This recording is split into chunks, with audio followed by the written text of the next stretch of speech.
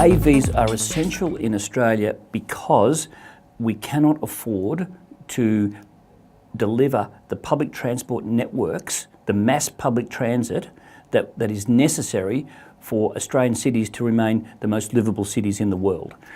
Now, the reason for that is if we had a look at the investments that are currently being made around Australia in the road networks and in public transit. So, for example, if we looked at Sydney Metro and we looked in Melbourne at the Melbourne Metro, and we looked at North Connects and we looked at West Connects and we look in Melbourne at the expansion of the Tullamarine Freeway, what we see is that the investment between 2016 and 2031, which is already on the books, would result in 94% of movement in 2031, 94% still being by private vehicle. That's after investment.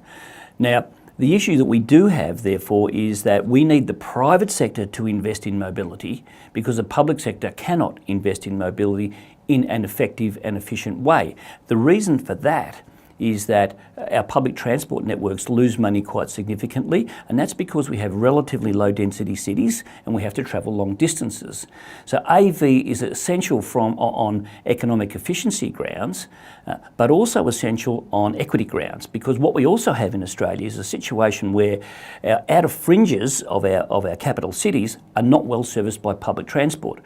Those areas are less productive and have lower wages. And one of the things I point out in my book is that the early introduction of AV to urban fringes would have a significant productivity benefit in Australia by connecting people, for example, through AV shuttle to mass public transit, and that might be a 4-kilometre journey.